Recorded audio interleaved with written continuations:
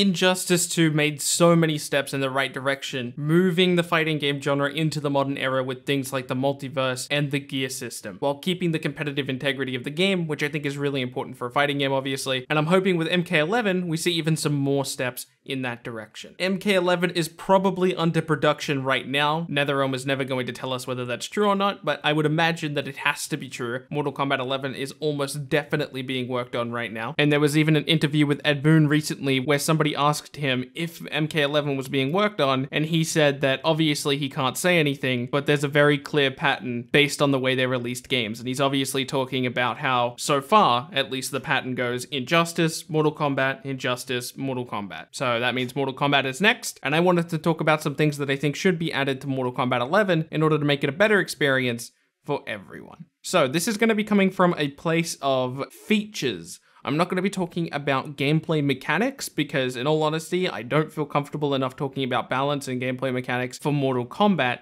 due to my lack of experience with Mortal Kombat in particular. So here are the features I would like to see. Gear absolutely must return. The multiverse and the gear system was a massive thing for Injustice 2. Right now, as I record this video, I'm looking at 3 different monitors. I'm looking at the recording of this game, I'm looking at my Xbox One and my PS4, both playing multiverse for me right now to unlock more gear for me, because gear is awesome. Now, there are some inherent downsides to gear, I will admit that. For example, the reason, I would have to imagine the reason, for not having Suicide Squad Harley Quinn in the game right now is because every piece of Suicide Squad Harley Quinn would look really weird with any other Harley Quinn gear in the game. My solution to this is just because we have the gear system doesn't mean we can't have a costume system as well. Similar to the way we have Premier skins, I don't see any reason we can't have a regular costume system alongside of the gear system. The gear system should be continued to be as detailed as it currently is. However, just like we have a Premier skin, we should also have the ability to have costumes as well to open up the possibility for things like Suicide Squad Harley Quinn. Or to bring it a little bit into Mortal Kombat, let's say Sub-Zero, for example. I have like this totally decked out version of Sub-Zero that looks awesome with my gear, but I also want a traditional Sub-Zero look. But for whatever reason, the artistic design they went for in Mortal Kombat doesn't suit the classic Sub-Zero look. Obviously, this won't be the case. I would imagine you'll be able to make like a classic Sub-Zero through whatever gear they make with MK11, but assuming you weren't able to create that for whatever reason, having a costume system would be really nice because it gives you the ability to do all those things. Like, for example, the CW skins that we still don't have in Injustice 2 is probably because we don't have a costume system, and it wouldn't be hard to implement one. It would just be functionally the exact same as a Premier skin, but without the extra voice dialogue. Next thing for me is a actual ranked mode. This is so important to me. Especially, Injustice 2 was my first ever fighting game. First ever proper fighting game, I should say. I played a little bit of Mortal Kombat X in order to get excited about Injustice 2. I played a lot of Injustice 1 while I was getting excited about Injustice 2, but Injustice 2 has to be like my first ever fighting game that I've ever played more than like 20 matches of online. And it's a game to this day that I still enjoy. But one of the most annoying things, and it still frustrates me to this day,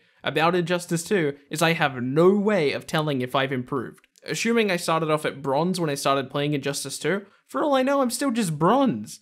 I have no idea how good I am at this game. I have no idea how good anybody is at this game. When I lose to someone online, do I need to feel bad about losing to that guy? I don't know. Maybe he's just a pro. It's impossible to tell. Even looking at somebody's win rate doesn't give you the information, because what if they live in like a hyper-specific area and they have a really bad connection so they can only connect to some people, and the people they do connect to happen to be really bad. So he has a hyper-extended win rate than he should have if he was versing, you know, a wider variety of people. There's all these variables in the way that an MMR system would be very helpful to fix.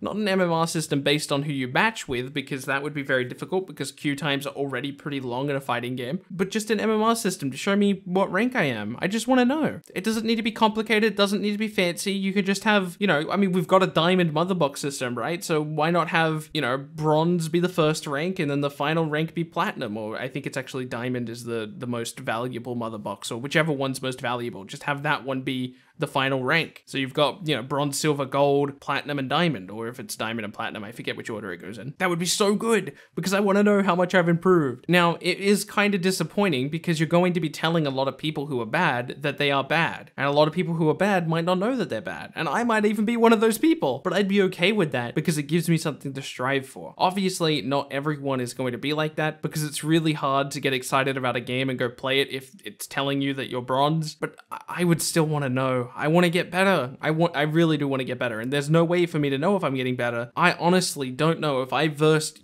day one me, obviously I'm probably going to be better than him because I know more about the game, but I want to know how much better. Have I gone from bronze to silver, or have I gone bronze to diamond? There's no way of me knowing. Sticking on the topic of gear, another thing I would like to see is gear return in tournaments. One of the big problems I see with the esports scene in Injustice right now is that, at least from a spectator point of view, if you tune into one of the most recent tournaments, you'll notice all of these players are just using randomized gear, and whilst randomized gear is a cool idea, some random gear just doesn't look too good because you're mix and matching all these different types of things, so you're throwing a random shader on it, and sometimes you'll just come up with bad combinations. That's to be expected with a random system. Rather than saying I don't like this system and just pushing it aside, I think that's unacceptable behavior, I'm going to offer an alternative. Now, technically, this might be very difficult to implement into the game, so I can understand if this doesn't happen. This is just kind of my dream scenario. We've seen Hearthstone do this, actually. It took Hearthstone quite a long time to come up with this system, so it wouldn't surprise me if it is actually very difficult. But in Hearthstone, if you don't know, Hearthstone is a collectible card game, so you've got a deck list of 30 cards, and when pro players go to compete at tournaments, it can be really annoying because, everyone has to log into all these different accounts, and that's why we don't have gear in Injustice 2 tournaments, or at least, the player's chosen gear. It's because you would have all of these accounts on the same Xbox, or PlayStation, I should say, and it would be very hard for them to manage all of that, and it's just much easier to have the random system. Well, in Hearthstone, they have a numeric code that you can copy and paste. So, for example, let's say my Flash gear loadout. If I wanted to create a numeric code for it, I would click whatever button they design. Let's say it's just called get code. That's what the button says. It says get code. There would be a numeric code behind each of those gear pieces. And when combined, they would create their own numeric code. So let's just say, for example, it's, 1, 2, 3, 4, 5, 6, 7, 8. Well, when we go into the tournament mode, which is a very convenient mode, now when we go to select a gear loadout, it will ask me for a code. And I just type in my code. And then there you go. I've got my gear loadout that I use online all the time when I'm back at home. Again, this is probably very technically difficult for them to make, but if they could pull it off, it would be really nice. Recently, I heard Honeybee talk about this. Honeybee is one of my favorite pro players, by the way. He's got his own YouTube channel. He does like live streams and stuff like that every now and again. I'll put his link in the description just because I mentioned him. And he recently talked about this on his stream. He was just like, man, I wish I could use my God shader at tournaments, because God shader is his favorite, shader for Flash. But he just can't do it because they don't let you. You have to use the random thing, which is cool. But again, people want to use what they want to use, and let them do it. Again, this would probably be very difficult, so I'm not expecting it, but it would certainly be nice. And finally, I would like netcode to improve. It's really hard to measure something like this, but as somebody who comes from Australia, I can say that the netcode in Injustice 2 is really good. Internet down here in Australia sucks. I mean, I'm in a fortunate situation where I've got,